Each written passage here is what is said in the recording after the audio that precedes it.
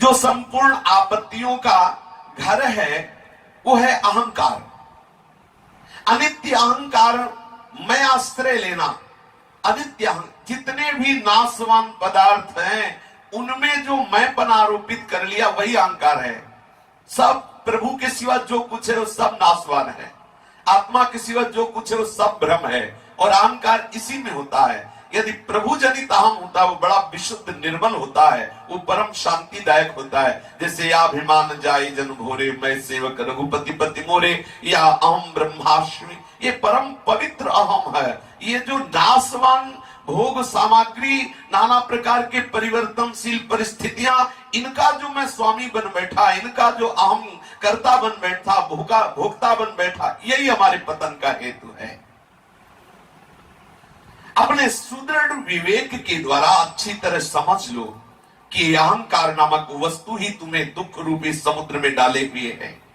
जैसे वायु के प्रवाह में पड़कर मोर पंख का अग्रभाग हिलता रहता है, उसी प्रकार ये चंचल चित्त अत्यंत व्यग्र होकर के इधर उधर भटकता रहता है। जैसे कुत्ता अपना पेट भरने के लिए व्याकुल हो, गांव में से घर घर स्थान स्थान में पिटता हुआ भटकता रहता है, वैसी दशा में चंचल मन अहंकार के कारण ही अनुकूलता की प्राप्ति में देश विदेश न जाने कहां भटकता रहता है। यदि से कभी धन का भंडार भी मिल जाए तो भी ये तृप्त नहीं होने वाला। जैसे बांस या बेत की बनी हुई पिटारी से कभी आप उस पिटारी को भर नहीं सकते। जैसे बांस या बेत की पिटारी बने और उसको आप पूरी नदी में हजारों बार डुबोए तो भी उसमें जल रहेगा ही नहीं, क्योंकि इतने छेद होते हैं। ऐसे ही पूरे विश्व का धन भंडारा मिल जाए तो भी आप तृप्त होने वाले नहीं। धन से मनुष्य का कभी मन नहीं भर सकता, भोगों से कभी मन नहीं भर सकता। अगर इसको भर सकता है आनंद में तो केवल प्रभु का चिंतन भर सकता है। हटाओ उधर से, प्रभु के चरणारविंद में लगा दो। जैसे अपने झुंड से बिछुड़कर जाल में जकड़ा हुआ मृग कभी शांति को प्राप्त नहीं होता, उसी प्रकार सत्संग से रहित, भगवत चिंतन से रहित मन जो दुर्वासनाओं के जाल में पड़ गया वो कभी सुख को प्राप्त नहीं हो सकता। विश्वास मानो, ये ब्रह्म ऋषियों की वाणी, महापुरुषों की वाणी है। तरंगों के समान ये चंचल वृत्ति धारण करने वाला मन स्थूल शरीर में, सूक्ष्म शरीर में इतना फंस चुका है कि ये कभी स्थिर नहीं रहता, भागता रहता है। जिसका मन चंचल हो कैसे शांत हो सकता है, कैसे आनंद का अनुभव कर सकता है। विषयों के चिंतन से क्षुभित हुआ ये मन मंदराचल के आघात से उछलती हुई क्षीर सागर की दुग्ध राशि जैसी दसों दिशाओं में फैलाता रहता है, भटकता रहता है। मन के द्वारा ही नाना प्रकार की वृत्तियां भोगों में फंसी हुई है, कभी शांति नहीं मिलती। जैसे मृग गड्ढे में गिर जाए, हरी हरी दूब चरने के लिए जाए और वहां गड्ढा वो देख ना पाए और उसमें गिर जाए, अब बोले उसकी क्या दशा। ऐसे ही भोग वासनाओं के लालच में फंसकर हम शरीर संसार में फंस गए। अब इसमें दुर्दशा ही दुर्दशा है। केवल एक मनुष्य शरीर है जिससे आप इस संसार रूपी गड्ढे से अपने को निकाल सकते हो, विवेक के द्वारा, गुरु चरणों का आश्रय लेकर, भजन परायण होकर के। जैसे पिंजड़े में बंद हुआ चाहे जितना बलवान सिंह हो, वो प्रतिदिन सूखने लगता है और क्लेशित होता रहता है, पर वो पिंजड़े से बाहर नहीं निकल सकता।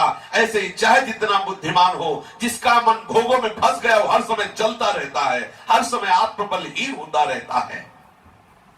ये मन जब भोगों की तरफ आकर्षित होता है तो उपासक को ऐसे चलाता है कि इससे बढ़कर कोई अग्नि ही नहीं है। बहुत ध्यान देने योग्य बात है। जब मन भोगों में अपने सबका तो फंसाइए, जब वो कहता हमें ये भोग चाहिए, हम कहते नहीं शास्त्र विरुद्ध है, उस समय वो प्रतिकूलता की आग पैदा करता है। उस आग को जो सह गया वही महात्मा। सहे सो साधु सहत सहत बाढ़े भगत गृह तन गुरु हित गार। पर साधक से नहीं पाता, टूट जाता है। टूट गया तो फिर क्या, जो सह गया वही महात्मा। सहनशील आशय उदार धीरज सहित विवेकी, धैर्यवान विवेकवान, भगवत प्राप्ति का लक्ष्य दृढ़ करके आए हुए मन के विकार के वेग को सह गया। जो सह गया वो अमृत पद का अधिकारी हो गया। मैं ऐसा समझता हूं कि एक विशाल पर्वत पर चढ़ना सरल है, लेकिन मन को वश में करना बड़ा कठिन है। जैसे मांस भक्षी पक्षी मांस पर टूट पड़ता है, ऐसे ही मन भोगों को देखते ही इंद्रियों से उस पर टूट पड़ता है। कोई चतुर सुजान साधक है कि उसे रोक सके, नहीं तो उसी में भ्रष्ट हो जाता है। और ये बड़ा विचित्र मन है। जैसे बालकों के सामने नए नए खिलौने डालते जाओ तो खेलते जाएंगे, पुराने हटाते जाएंगे। ऐसे ही ये प्रत्येक क्षण नए भोग की मांग करता जाएगा और पीछे भोगे हुए विषयों का त्याग करता जाएगा। ये बड़ा विचित्र स्वभाव वाला मन है, कभी एक जगह स्थिर नहीं रह सकता। बड़ा विचित्र खेल संसार का, बड़ा विचित्र खेल। जिसे तुम सुंदरी समझ रहे हो, उसके बगल में बैठा हुआ पति किसी और स्त्री की तरफ देख रहा है। जिसे तुम बड़ा सुंदर पुरुष समझ रहे हो, उसकी पत्नी किसी और पुरुष की तरफ देख रही है। जिसे तुम बड़ा संपत्तिवान समझ रहे हो, किसी और संपत्तिवान को संपत्तिवान मान करके आकांक्षा कर रहा है कि और मैं संपत्तिवान बनूं। बड़ा विचित्र माया का खेल है। ये मन नए नए खिलौने ढूंढता रहता है। साधक सावधान, इसका खेल ही बंद कर दे। प्रियालाल के साथ खेलना है, अब जगत के साथ नहीं खेलना। अब इन भोगों में बहुत समय हो गया सुख ढूंढते हुए, अब हम प्रियालाल के चरणारविंद के सुख में निमग्न होंगे। जैसे बालक पहले तो खिलौनों की ओर ललकता है, जब खिलौने मिल जाते हैं तो उधर से मुंह मोड़ के और खिलौने चाहता है। ऐसे ही मन विषय देखते ही टूट पड़ता है और उसके भोगने के बाद उससे विरत होकर नए नए विषयों की खोज करता है। मैं समुद्र को पी जाना, सुमेरु पर्वत को जड़ से उखाड़ फेंकना और अग्नि का आहार करना सरल समझता हूं, लेकिन मन को वश में कर लेना बड़ा कठिन समझता हूं। चंचल मन को वश में कर लेना बड़ा कठिन है। ये वही जानते हैं जो साधक हैं, वास्तविक साधक हैं। जब जैसा वेग आया वैसा शांत कर लिया, उनको साधक लिए तो विषयी जीव क्या जाने की साधना क्या होती है। साधक वही है जब वेग आया उसे सह गया। हा किशोरी हा लाडली, प्रियाजू का चित्तन सह गया। वो जानता है कि मन कितना वेगवान है और कितना जलाता है, और उसका परिणाम होता है परम पद, भगवत तत्व का बोध, भगवत प्राप्ति, महाआनंद। दसों दिशाएं उसके लिए आनंदमय हो जाती, त्रिभुवन उसकी जय जयकार करता है। सा तरति सा लोकाम तारयति। जब तक ये मन है तभी तक ये तीनों लोगों की सत्ता तुम्हें दिखाई दे रही है। ध्यान देना, जब तक ये मन है तभी तक तीनों लोगों की सत्ता दिखाई दे रही है। जहां मन तुम्हारा संसार का मन छोड़कर भगवत चिंतन करते हुए मरा तो ये त्रिलोक है ही नहीं। गोस्वामी तुलसीदास जी ने विनय पत्रिका में कहा है कि हे हरि कस नहरहु भ्रम भारी, हे हरि कस नहरहु भ्रम भारी। यद्यपि मृषा सत्य भासे, यद्यपि मृषा सत्य भासे। जब लगी नहीं कृपा तुम्हारी, जब लगी नहीं कृपा तुम्हारी। यद्यपि मृषा ये सत्य भासे हरि, यद्यपि मृषा ये सत्य भासे। जब लगी नहीं कृपा तुम्हारी, जब लगी नहीं कृपा तुम्हारी। हे हरि कस नहरहु भ्रम भारी, हे हरि कस नहरहु भ्रम भारी। हे प्राण प्यारे हरि, मेरे संसार को सत्य और सुख रूप मानने के भारी भ्रम को आप दूर कर दीजिए। आप क्यों नहीं दूर करते? ये संसार झूठा है, असत है, लाखों बार सुना है, पर जब तक आपकी कृपा नहीं होगी तब तक ये झूठा संसार सत्य सा भासता रहेगा। तो अपने लोग कह रहे हैं कि हमारे ऊपर प्रभु की कृपा है, आप कह सकते कि नहीं है? बोलो हमें मनुष्य शरीर मिला, कृपा, वृंदावन धाम का सानिध्य मिला, कृपा, और सत्संग मिला, स्पष्ट महाकृपा, स्पष्ट महाकृपा। बड़े भाग पाइब सत्संगा, बिना ही प्रयास होय भव भंगा। जब भगवान की कृपा होती है तो संसार चक्र के नाश करने वाले सत्संग का हमें अनुभव कराया जाता है, हमें समागम कराया जाता है, हमें सत्संग की प्राप्ति कराई जाती है। अंदर से सत्संग अनुभव कराता है, बाहर से संत समागम सत्संग के द्वारा हमारे हृदय में जो विविध प्रकार के बाहरी चिंतन है उनको नष्ट करने की सामर्थ्य देते हैं। बिनु सत्संग विवेक न होई, राम कृपा बिनु सुलभ न सोई। यदि हमें साधु समागम प्राप्त है तो अब ऐसा मत कहना कि हमारे ऊपर प्रभु की कृपा नहीं। प्रभु की कृपा है, थोड़ा आप अपनी कृपा कर लो। जो सत्संग में आप सुन रहे हैं उसका मनन करके गलत दिशा को जाना बंद कर, बहुत कम समय है। सच्ची मानिए, आपका शरीर स्वस्थ है इसलिए आप प्रमाद में हैं। यदि भगवान की कृपा से कैंसर हो जाए तो बात बहुत जल्दी समझ में आ जाए। सही कहते हैं। जब ये पता चलता है ना कि शरीर छूटने वाला है, ये शरीर प्रतिक्षण महान कष्ट देने वाला है, तो अपने आप मनीराम तैयार हो जाते हैं कि आप हमको इस दुख से बचा लो, जो उपाय बताओ। बोले राधे राधे जपो, तो राधे राधे राधे राधे राधे, रात में उठ के राधे राधे राधे राधे। कैसे ही कृपा हो जाए कि शरीर के दुख से बच जाऊं।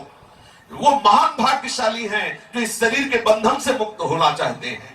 वो महान भाग्यशाली हैं जो संसार के भोगों के आकर्षण से बचना चाहते हैं। पहले सत्संग में सुनते थे कि असाध्य रोग भगवान की कृपा होती, तो हमें लगता था असाध्य रोग भगवान की कैसे कृपा होती। अब समझ में आता है कि बहुत कृपा होती। एक मिनट के लिए चैन नहीं लेता मन, अब मन ये भोगों की तरफ ले जाता। अब मन हमसे भजन करवाता है, भजन करो पता नहीं कब शरीर छूट जाए। एक सेकंड के लिए भी चूक मत करना, ये जन्म बिगड़ न जाए। हम बोले भगवान बड़ी कृपा होगी। ये बेईमान मन अब भोगों की तरफ न जाके आपकी तरफ भाग रहा है। ये असाध्य रोग भजन कराने का बहुत बड़ा कृपा प्रसाद है। ये विपत्तियां, ये प्रतिकूलता भगवत प्राप्ति कराने के लिए बहुत बड़ा खंभ है, जिससे मन को भागने नहीं देंगे। हम अपने अनुभव की बात कह रहे हैं। बड़ी कृपा उनके ऊपर है जिनका लक्ष्य बन गया है शरीर से मुक्त होना, संसार के भोगों से बच जाना, प्रियालाल की प्राप्ति करना। बड़े भाग्यशाली हैं, अहोभाग्य है। नहीं तो 2-4 माला चलाए वही संसार के राग में घूम रहे। आश्चर्य होता है, 50-50 वर्ष हो गए वही गंदी बातें, वही संसारिक बातें, वही राग द्वेष, वही भोग वासना। आग लगे ऐसी भक्ति में जो इतना समय लगने के बाद भी प्रभु प्यारे नहीं लगे। संसार में भोग अच्छा लग रहा है, कैसी साधना, कैसी। यही तो हम अंधविश्वास पर बिल्कुल विश्वास नहीं करते। वही सच्ची भक्ति है जो जगत से वैराग्य कराकर भगवान में अनुराग करा दे, सारे संसार में भगवान का दर्शन करा दे, हमारे अंदर किसी भी विकार का कोई प्रभाव ना पड़े। यही भक्ति का चमत्कार है। नहीं, हम नहीं मानते। अगर भोग सामग्री, अनुकूलता, प्रणाम, नमस्कार ये तो माया है, भक्ति कहां हो सकती है। बड़ा यश हो रहा, बहुत प्रणाम बढ़ रहा, खूब रुपया पैसा आ रहा, खूब भोग सामग्री आ रही और इसमें हमारा मन लग रहा है, ये अकृपा है, ये माया है, ये अविद्या है। सबसे मन हट करके एकमात्र प्रियालाल में लगा रहे, दूसरा कोई ध्यान स्वप्न में भी ना आवे तो माने हमारे ऊपर भक्ति का रंग चढ़ रहा है। हे हरि, यद्यपि मैंने बहुत बार सुना है, बहुत बार समझा है, यद्यपि मृषा, लेकिन सत्य भाषा है। लेकिन संसार सत्य लग रहा है। जब लगी नहीं कृपा तुम्हारी नाथ, जब तक आपकी कृपा नहीं तब तक ये भ्रम बना ही रहेगा। अर्थ अविद्य मान जानिया, अर्थ अविद्य मान जानिया, संस्कृति नहीं जाई गोसाई, संस्कृति नहीं जाई गोसाई, बिन बांधे निज हठ सठ पर बस, बिन बांधे निज हठ सठ पर बस, पर्यो कीर की नाई, पर्यो कीर की नाई। हे हरि कस नारहु भ्रम भारी, हे हरि कस नारहु भ्रम भारी। मैं जानता हूं प्रभु, सुना है सत्संग में ये शरीर, ये धन, ये पुत्र, ये स्त्री, आकर्षण सब धोखा है, ये सत्य नहीं है। किंतु हे मेरे प्रीतम, इतने पर भी ये संसार का आकर्षण पिंड नहीं छोड़ रहा, इससे छुटकारा नहीं मिल रहा है। यद्यपि मुझे कोई पकड़े नहीं है, मैं किसी के द्वारा बंधा नहीं हूं। जैसे तोता जब वो नलिनी में आकर के बैठता है, वो एक पोला सा बांस का होता है, वो घूम जाता है, दाना के लोभ से बैठता है, वैसे घूम गया। अब वो सोचता है अगर मैं छोड़ दिया तो मर जाऊंगा, वो कस के और पकड़ लेता, अगर छोड़ दे तो मुक्त हो गया। ऐसे ही मैं फंस गया, अगर पत्नी पुत्र परिवार ये सब भोग सामग्री छोड़ दिया तो मैं जी नहीं सकता, मैं तुम्हारे बिना जी नहीं सकता, मैं इस भोग के बिना जी नहीं सकता, इस विषय के बिना नहीं जी सकता, मैं एसी के बिना नहीं जी सकता, मैं इस व्यवस्था के बिना नहीं जी सकता। हो गया, ना उसे एसी पकड़े, ना परिवार के पकड़े, ना भोग पकड़े, उसने खुद पकड़ रखा और कह रहा है मैं इनके बिना जी नहीं सकता। बिन बांधे निज हठ सठ परवश, हठ करके खुद पकड़े हुए है और कह रहा है मैं बंधा हूं, हे मुक्त, मुझे मुक्त करा दो।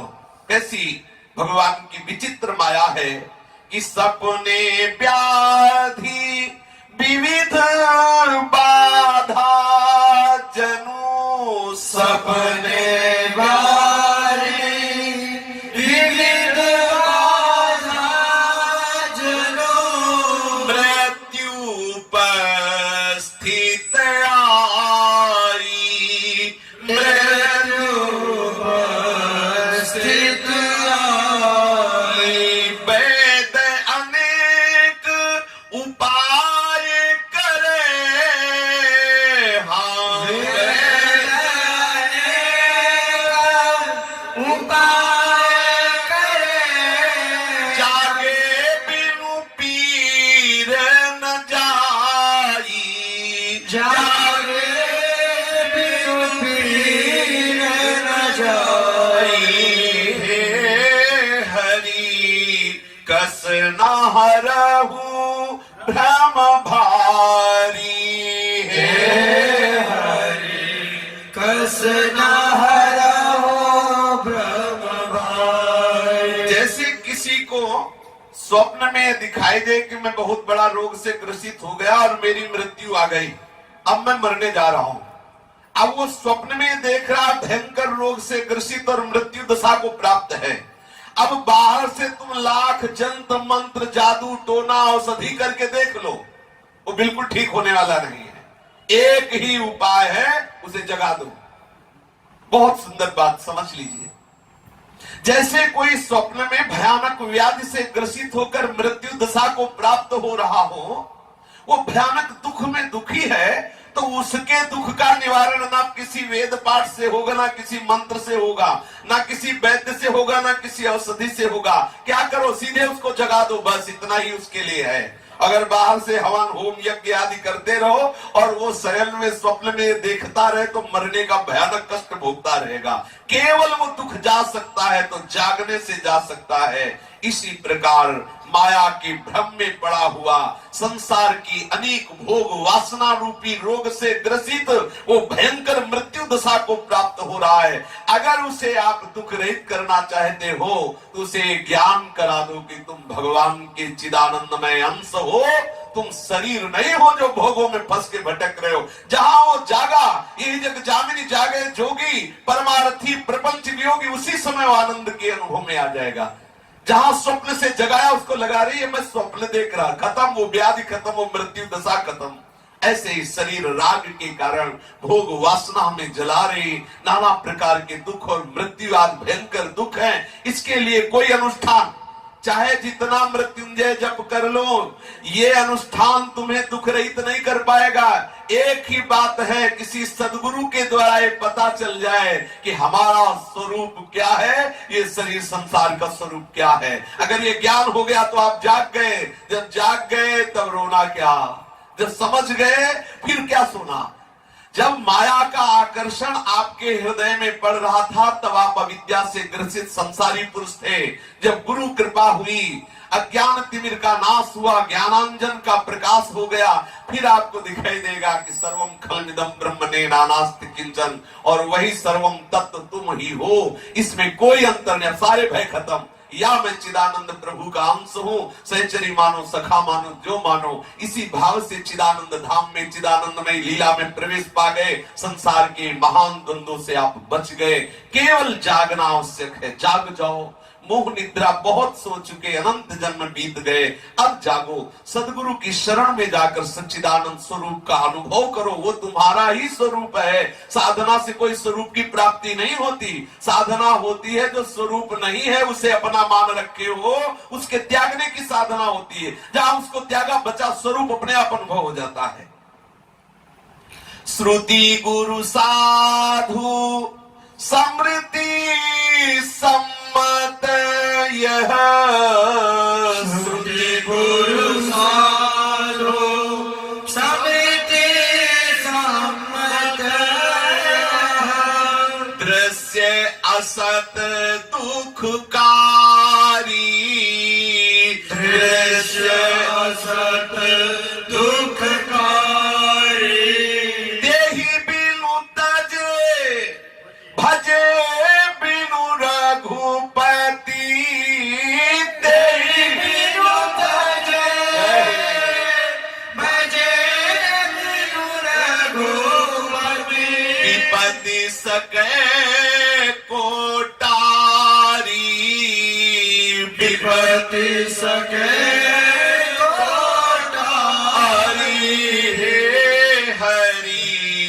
कस न हरहु भ्रम भारी, हे हरि कस न हरहु भ्रम भारी। श्रुति गुरु साधु समृद्धि सम्मत यह दृश्य असत दुखकारी। वेद कह रहे हैं, गुरुदेव भगवान कह रहे हैं, संत भगवान कह रहे हैं, स्मृतियां एक स्वर से सब कह रही कि जितना जगत है ये दुखमय। स्वयं भगवान कह रहे दुखालयम शाश्वतम। कितनी बुद्धि मलिन हो गई, भगवान के वचनों पर विश्वास नहीं, और हम संसार में सुख खोज रहे हैं। जो संसार को बनाने वाले, संसार के मालिक हैं, वो कह रहे दुखालयम, और हम कह रहे नहीं हमें बड़ा सुख मिल रहा है। किसलिए मंद बुद्धि हो गई। वेद, गुरु, संत, भगवान, स्मृतियां सब एक स्वर में कह रहे ये संसार दुखालय है। जितना दृश्यमान जगत है असत है, काल्पनिक है। इसकी तुमने जो सत्ता मान रखी वो महा दुख रूप है। जब तक इस संसार से वैराग्य करके प्रभु का भजन नहीं करोगे, तब तक किसी की सामर्थ्य नहीं कि तुम्हें इस विपत्तियों से बचा ले। स्पष्ट समझ लो, मत फंसना। ये झूठे प्रलोभन, झूठे तंत्र मंत्र में, झूठे दिखावे में मत फंसना। जब तक संसार से वैराग्य नहीं, प्रभु के चरणों का भजन नहीं, तब तक तुम्हें कोई नहीं बचा सकता। घूम घूम के इसी संसार रूपी भंवर में बार बार जन्मोगे, मरोगे, नाना प्रकार के दुख और विपत्तियां भोगोगे। ये जो अपना मान रहे हो कि परिवार वाले मेरे हैं, संपत्ति है, मेरा व्यवहार है, मेरी पद प्रतिष्ठा, स्वप्न में हो, स्वप्न में सावधान हो जाओ, जग जाओ तो एकमात्र प्रभु के सिवा कोई नहीं है। ये स्वाप्निक जगत तुम्हें भ्रमित करके फंसाने वाला है।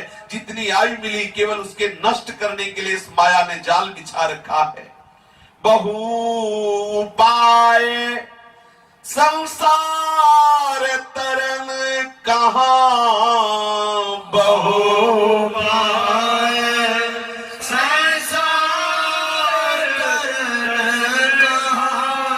विमल गिरा श्रुति गावे, विमल गिरा श्रुति गावे।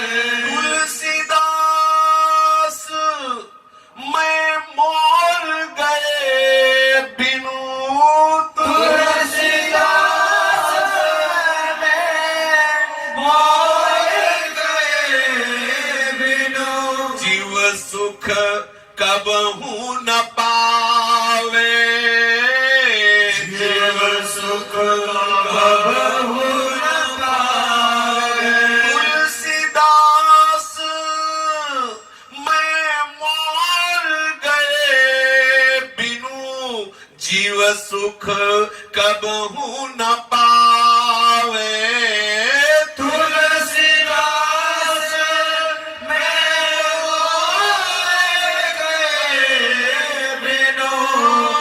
जीव सुख